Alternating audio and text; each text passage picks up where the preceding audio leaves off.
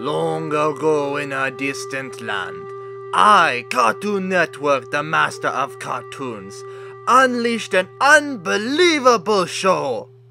But a foolish young critic, wielding the need for good shows, stepped forth to adore it. Before the final season was struck, I tore open a portal in time and flung it into the future, where my shows are shit. Now the fool seeks to review the show and see if it's still good, and undo the future that is shitty cartoons. Oh my god, holy shit, am I late to the party? Hey, I'm NC Jr., remember Boot It? Because I need reassurance, I'm not the only one, eh? Hey, ladies and gentlemen, guess what? One of Cartoon Network's shows that got canned almost 13 years ago has been resurrected for a final finishing season. And no, it's not the one that we were all hoping for. I'm done kicking that horse, by the way. The Teen Titans horse, it's over there. Poor horse. Anyway, besides that, we're talking about a different show. A different show that everybody loved. And is now back. And you know what it is? Samurai Jack! Back to the past, Samurai Jack. So as is customary, I'm going to give a little bit of backstory about the show. The show was created by Genndy Tartakovsky in 2001 and lasted for 4 seasons before being cancelled in 2004. It was an award-winning show that everybody seemed to love back in the day. But in 2016, 12 years of it being off the air, we got confirmation that there would be a 5th and final season to wrap up the story that we were all longing for such a long time. Today, I'm going to be looking at the show and seeing if it's actually as good as we all remembered it to be, and if it's actually worth bringing back and putting all this effort into it. So let's start this off by taking a look at one of the most important things of a show, the story. The series follows Jack, a time-placed samurai warrior in a singular quest to travel back in time and defeat the tyrannical demon Aku. And that's basically it. The entire show is just Jack roaming around the evil-infested futuristic world, fighting the evil and restoring justice, and looking for a way to get back home. And, to be honest, that is the greatest thing about this premise. With such a simple premise, we get so many interesting and creative stories every episode. And therefore, the writers have so much freedom to not follow a set narrative and have so many different types of adventures that we could literally have millions of episodes of our hero looking for a way back home. Now you could say that would become a problem, because there's only so many times that you can tease us with him being an arm's reach of his goal before it is ripped away from him. But obviously they wouldn't do that, and they would wrap up his story when it was time. Because the writers aren't having a big plotted out story like in some shows, they can have so many different ideas, and their creative writing is absolutely amazing with the writing of the characters, the writing of the story, the writing of the environment. It is absolutely amazing. But a show is only as good as its main character, and if it's not good, what would it be? It'd be a shit show. Samurai Jack, the character. So the character the story centers around is a young prince, voiced by Phil Lamar, who was deemed the name Samurai Jack by the people of the New Earth. Most of you probably don't know, but I didn't watch this show much as a kid, you know? So I had to rewatch the entire series pretty much from scratch, a new, fresh image in my head. And going in, I wasn't sure if I was going to like the main character. You know, I wasn't sure if I was going to like Jack. And, you know, that ended up being the case. I fucking loved him. He is an absolutely amazing character, for he is very dignified and very polite and kind. But he's not dull. He's very fun, brash, and bold. During his time, we see that he's very polite and refined, but as time goes on, and he gets even further away from his task and his quest, he becomes very quick to anger and always frustrated and irritated. And he has to find peace within himself to be patient and calm, and know that it is not always impossible, he just has to find the way. Another thing the show shows is how amazingly gracious and how kind and helpful he is to everybody around him. And he doesn't just do these things because he wants to get recognition and brownie points from the audience. He does these things because they know they're right. And that shows because he has sacrificed his chance on multiple occasions to go back to the past, if it meant saving someone or always putting himself before others. Sometimes I just yell at the screen telling him to leave those bastards to die and just go to the future. But that's because I'm kind of a selfish asshole, and not self-sacrificing like he is. No matter what happens, no matter how many fights he has, no matter how many times he fails, he will always get back up and do the right thing because he knows he has no other choice. Now, an animated show has to do one simple thing that will either make it or break it. And that is, well, obviously the animation. If the animation looks like smushed beetles or monkey feces, no one's going to watch it. It doesn't matter if your show has the in-depthness of Citizen Kane. If it looks like shit, no one's going to watch it. So, where does Samurai Jack hold up in this department?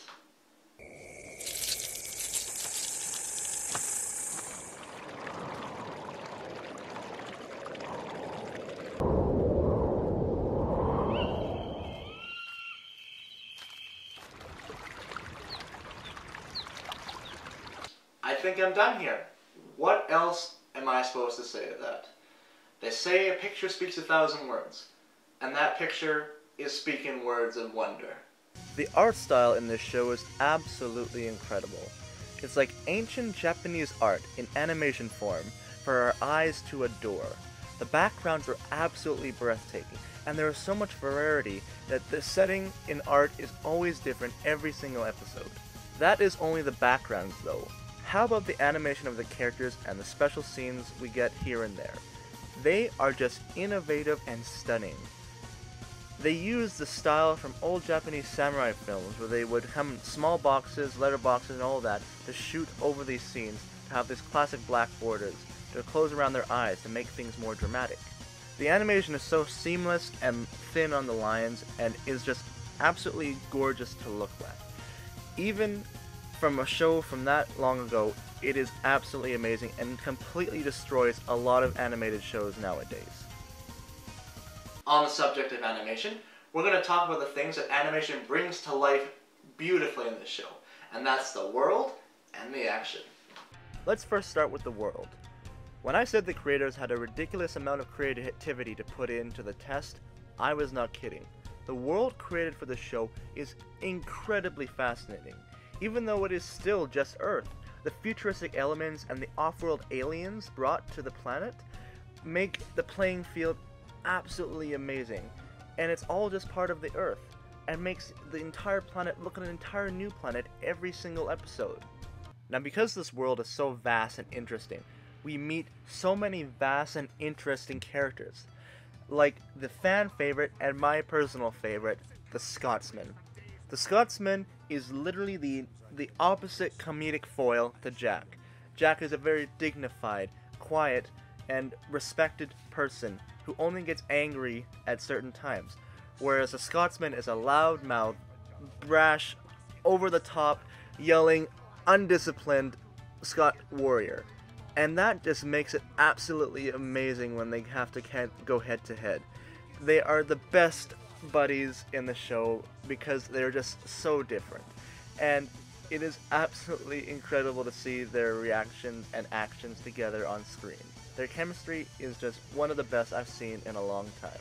Now one of the most amazing things about the show is the action. Where do I begin? Now just for show, let's take a look at some of these amazing action scenes and see how they use the animation and the action, and they just flow so seamlessly together.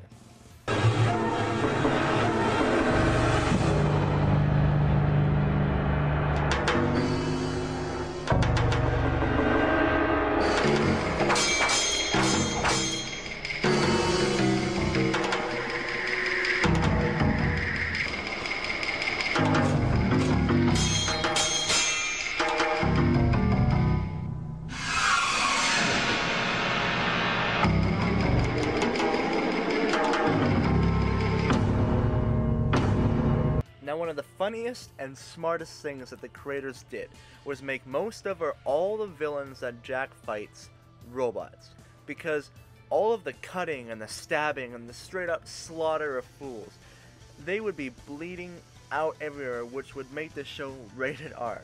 But they bleed sparks, explode, and bleed oil. Therefore, they aren't people and they're not being killed, which is an amazing way to get around censorship. But seriously, if these things were human and had blood, it would be the most graphic show ever produced. But that's really why we love it. Because when we watch it, we can get our want for destruction and carnage out, without it actually going full out. But we can use our imagination to be like, oh, that would be awesome if it was like that now, as adults as we think it and we watch it now. And now, we get into the best and most important thing that this show has to offer. And that is the tone. Calling this show a kids show is almost insulting. It's that amazing. At least by the standards of some of today's shows. The tone and atmosphere of the show is one that I have not seen captured in anything before. Just take a look at this scene right here.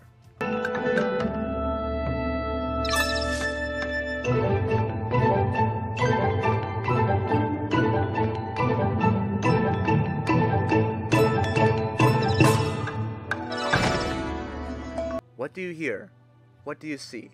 The story is being told through the animation and through the music.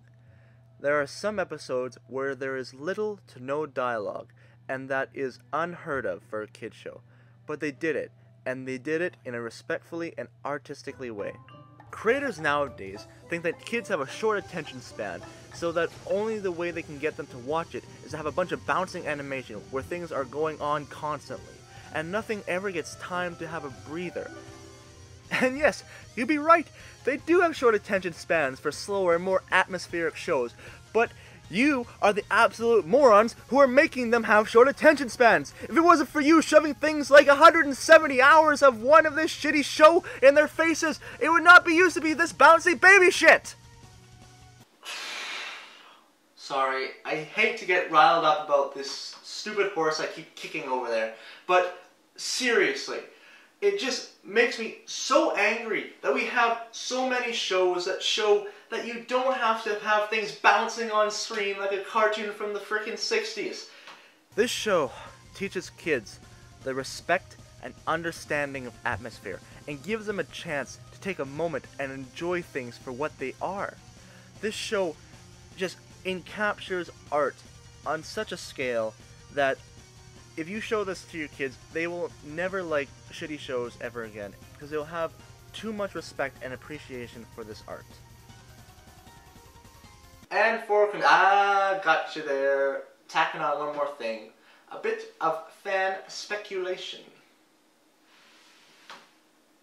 At the end of the episode, The Traveling Creatures, after we see Jack get the ass beat out of him by the Guardian, and he leaves, the Guardian states that it's not yet time for him to return to the past, and an image of what is implied to be an older Jack is seen in the portal, indicating that Jack is predestined to succeed, but it will take years for him to do so. So, seeing as how Jack in the new series has a beard, and it has been years, maybe this is how he will get home once and for all, and they've been waiting to do this for years. Mark my words, this is how it's going to all go down. So, in conclusion, Samurai Jack is a beautiful, breathtaking piece of art with innovative atmosphere and outstanding action. It had a simple yet malleable premise and amazing writing for its quiet moments and its dialogue moments. The world and characters within the show are vast and unique and are not forgotten easily. It is too intelligent and amazing to be labeled as a simple kids show, as it goes above and beyond the Call of Duty, as its creator, Genndy Tartakovsky, should be more than proud that after 13 years, people wanted it back so bad, and they pushed it to come back for a final wrap-up.